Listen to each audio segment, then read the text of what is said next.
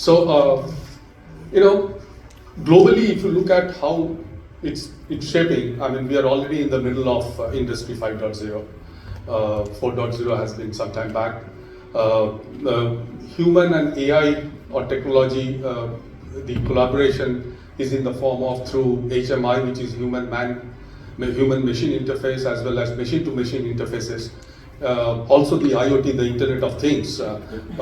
We'll talk deeply into each one of these. Most of you would have heard about it. The decision automation is what we are talking of. It's not just the task automation. So far, mostly as we see, if we go back into our organizations and start looking at what we have been doing so far has been, we have been trying to automate tasks. And what we are going to, the success factor lies, or the real achievement lies in when we are going to make the decisions automated. So globally, the value is shifting from visibility. I mean, when we do automation, this is something which is visible and comes out in the front of our face. So it's going to shift from visibility to response. And especially when it comes to safety, we are talking about response. Now, how quick, how well equipped are we, how well informed are we, and that's where technology will play a role. So, as I was speaking, that's where the convergence of technology will come. Where when I talk of vision, I'm talking of CCTV cameras, which are most organizations will have a lot of CCTV cameras there. How effectively and what should be the process or method to really leverage the power of the CCTVs is something which we're going to talk of. So how AI and vision, the IoT sensors which I've been talking of, the analytics, the IT and OT, this is something which has been a matter of concern in many organizations. Like you will find that very rarely people would give or allow the integration of the IT, which is the information technology network, and the operational technology, which is actually when the plants are running. They are two isolated zones, but there are organizations who have started creating DMZs, the demilitarized zones, and the proper firewalls to ensure that the integration of the two, because without that integration, we are not being able to get to the next level. So intelligence, still, the intelligence exists everywhere. I mean, if you see, and that will take you to the next slide, it's all in silos. It exists everywhere, but while intelligence exists, the value does not. And the talk today is in terms of how we can create that value. Okay, so before we move on, I think this is an important slide where we are actually talking about why age is any processing, because when we are talking of automation, when we are talking of digitization, there's a large volume of data. Now, whether it's the sensors, the cameras, there's so many technology which will put that each one of these are going to put a lot of data. And the data, what we are going to do, a lot of pre-processing and processing of data will happen. Now, there has been solutions globally when it started off with, that is the cloud solutions, where the processing can happen in the cloud. But then there are challenges there. And worldwide, the shift is happening from global to the edge. Whether it is new devices, including CCTV cameras, which are coming up with age-based, AI analytics, which can happen at the edge, and even organizations are slowly moving from. Now, the reasons behind are very, very obvious. You have latency, because if you are putting it on the cloud, there will be a latency, there will be a delay. The bandwidth is a major issue. I mean, even in the Indian context, I mean, we do not get proper network, so bandwidth can be a major challenge. Reliability, security, because if I am a plant owner, I would probably not like the data to be there somewhere in the cloud, and the cost, of course, will add up. Now, how is it different if you have to compare what's happening in India versus in the global industrial, the framework? Now, India is more brownfield dominated. So we have industries which have been there for decades, for generations, and so there are challenges which will come a little later. There are challenges because there are some legacy systems which are there. How do we really What will happen to those when we actually integrate all of those into a more meaningful setup? The PLCs, the cameras, the sensors. India is definitely a cost-sensitive market and deployments. So one has to keep that into account while we're talking of solutions which are going to put there. And the scale and diversity is definitely unique in India as compared to any other place globally. So India needs, so why I'm talking about this is primarily because that, if you're thinking of just copying a blueprint and trying to deploy it in the Indian context, it may not be successful. So it needs a pragmatic approach as compared to just copying a blueprint into the Indian context. So what is driving automation? Some of it has already been said. So it's the safety regulations, the productivity pressures, the efficiency improvement pressures, the labor variability, the skill shortages, infrastructure modernizations, the pressures on compliance, and the demand for real-time decisions which are there. Now, we are slowly getting into the real crux of the talk here. Now, the leapfrogging moment, I mean, in the sense that what is that inflection point, or what is that point where we move from an existing current system to a more automated system? Now, it could be the AI-based visual safety. It could be the remote monitoring. I mean, can I do monitoring from a remote location? It could be the edge-first architecture. Any one of these can be taken, but today, the winner in this entire slide is the integrated command centers. And that's where we are going to talk of that how the integration of siloed systems, which are there, and we'll talk about examples, real life examples, which will actually tell you that how siloed systems can be connected, interconnected, and made to create value in the system.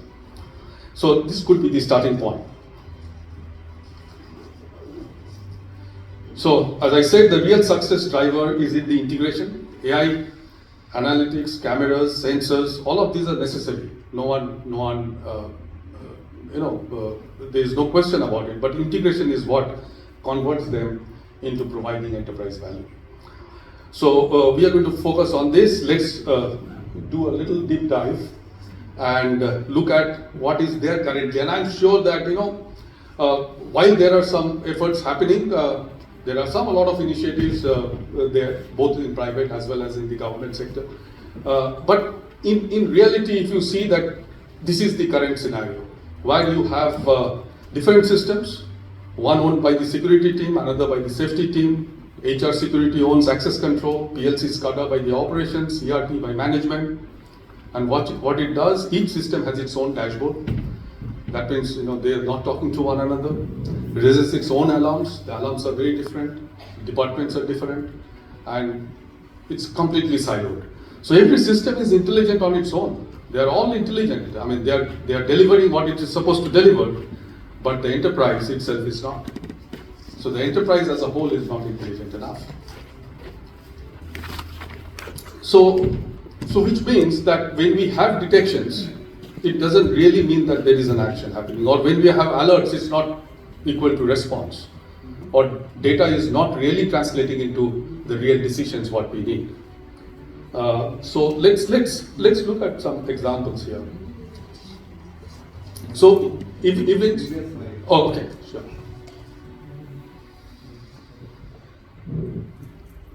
So as I said, that most failures are not because detections didn't happen, but because the response did. When it comes to response, even if you are looking at ERTs, emergency response teams sitting at a place. Now, there is a fire situation. There's an example, probably we'll look at that example very quickly. And what exactly happens in that scenario. So events to intelligence, how it happens. So when an event happens, the camera sees a person, a sensor crosses a threshold. Context is the time, the location, the shift, asset state, authorization. Let me give an example of a very big, one of the largest steel manufacturers in India, and this is one of their downstream activities where they are building a product. So they have the hot strip mill, the HSM, the CTL where the sheets are cut.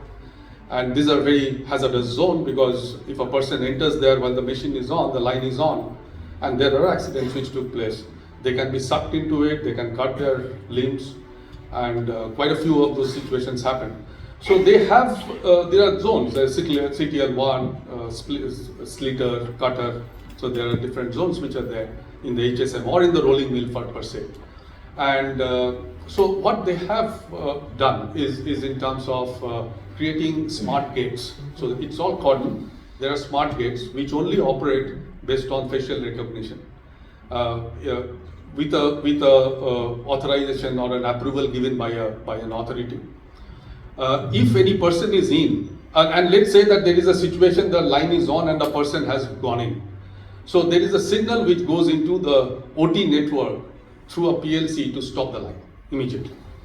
So these are integration. When you are talking of integration, this is the integration of IT with OT or a safety network with the OT network, where you actually send signals to operate the operational or either start or stop a line.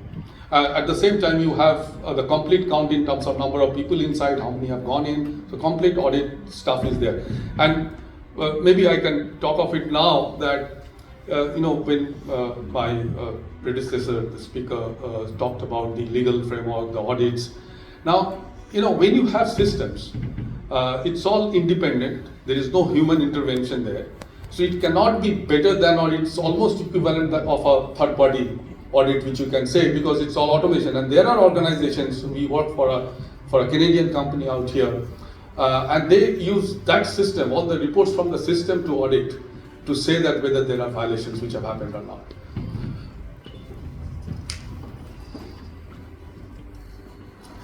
So in the integrated operating model, you can see you have a single view on a dashboard of the safety, security, operations, people, assets, the real-time correlation, the prioritization. You can define the SLAs, you can define the operating procedures. So most incidences, actually what history has shown, that it fails at response and not at detection. So detections will happen, but how do we really use that detection to create the response, or whoever the responders are, how you equip that responder to ensure that they have enough evidence. So let me give another example where we have, let's take any facility. Any facility, you will have a fire system, the fire detection system, which can be from Honeywell, Morley, or JD Edwards. So there's a fire system which is there, detectors, it will send an alarm. You may have an access control where you swipe your either a fingerprint or a card, and then you can enter, exit, attendance system, whatever, the access control system. You'll have an entire CCTV network which will have all the CCTV camera feeds coming in. You have a PA system which is going to deliver the addresses and all. So likewise, you have so many of these systems, but not surprisingly, but incidentally, all these systems are not coming from one OEM. Each one of them are coming from different OEMs. And each of these OEM will be coming and installing the system with their own dashboard with the system. You have a command and control center where you have a set of people there. Now you need a battery of people to sit there, jumping from one to the other to say when there is a fire situation happening, that which camera, which location, let us see what's going on. Now the common operating picture you will never be able to get if you don't have an integrated system. You will never have a situational awareness there unless and until the systems are integrated. When there is a fire situation, your fire alarms triggers, your relevant camera feeds are coming on the screen immediately, depending on what the fire alarms are gone on. The access controls will be relieved so that at least people, if they have to go, it cannot lock. So it is, you have these two systems which are there, fail secure and fail safe. So we are talking of fail safe. That means if there is a failure, everything deactivates. So that fail secure is more used in the vaults or in the locker rooms and in banks, where if something fails, you secure, you lock everything, no one can go out. But here we are talking of fail safe. PA announcements start announcing what needs to be the do's and don'ts. The control room sees a complete unified view. and so on. The single system can tell you something happened. Integration tells you how serious it is, who is impacted, and what must be done next. When safety data, video access control, processes, and everything process data together, false alarms will also drop, response will improve, and accountability becomes more clear. So, just to summarize, I mean, the real analytics is when the cross systems data are talking to one another, the alignment of time, the location, the role based. So analytics without integration is a hindsight, and analytics with integration is a foresight.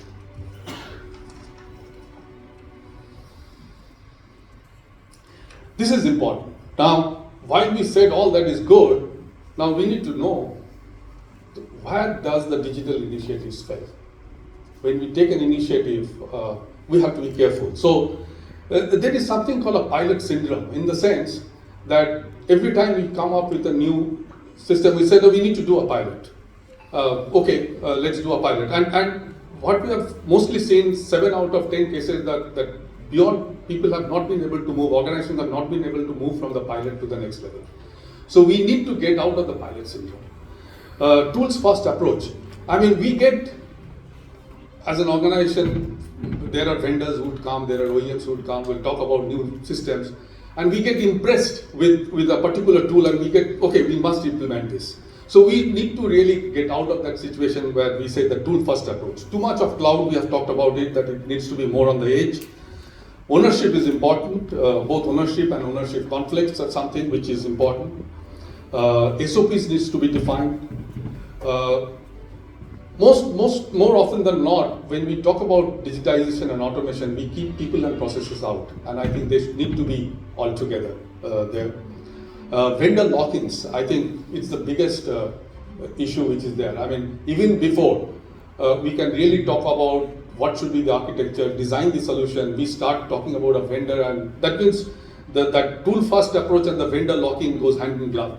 I mean, it's like, we are already got sold to one particular solution and we are going to implement it without saying that, having the holistic view of the entire system. OT safety concerns can be addressed. There are OT safety concerns in terms of, obviously that's the heart of an organization where everything is running. So let me take a few cases here, like, there will be a question like, what if automation makes a wrong decision? Can it make a wrong decision? Integration doesn't remove. Okay, there's another thing that environments automation and automation is the best implemented as decision support system with human approval will require. So which means that the control is not moving from human to the system. I mean, we are not saying the control is moving, but we are in a better position with that control. So it gives leadership an earlier, better and more reliable information to exercise control. That's where automation would help. So it's never that we are shifting the control from human to a system or an automated system. Okay, it's an initiative which is a leadership initiative. It is not something like we talked about attitude. We talked about in the safety that attitude is important. It's about that person. So end of the day, at the center there's a human which is there. You cannot say that everything is machine driven. And so it's a leadership initiative. It needs CEO, the EHS, security, IT to be aligned. There has to be very clear ownership and measurable outcomes. So there are some questions. Probably you may have these questions. Isn't integration just adding another layer of complexity? Now we talked about so many things. Isn't it complex? Now does it really sound complex? Now can't it be more simpler? Now it's like this. The complexity is already there. It's not that the complexity is not existing today. It's just hidden behind silos. It is hidden behind people and manual coordination. Now, what we need is if you look at a standalone system, it looks very simple. But the enterprise becomes complex when humans have to stitch everything together during critical event. A good integration doesn't add complexity. In fact, it absorbs complexity.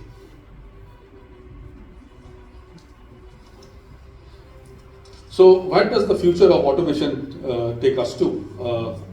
So one is, of course, the autonomous responses, which we talked about a little. AI co-pilots for operations, so we can do. Predictive and prescriptive analytics. This is another area of subject of automation which is there. When we talk about how can we, maybe we can go back to the earlier session, how can we look at, there was one area, one statement which you made about early detections or early this thing of incidences which may happen. Now this is based on historical analysis, historical data, where you can predict, create predictive models which are there.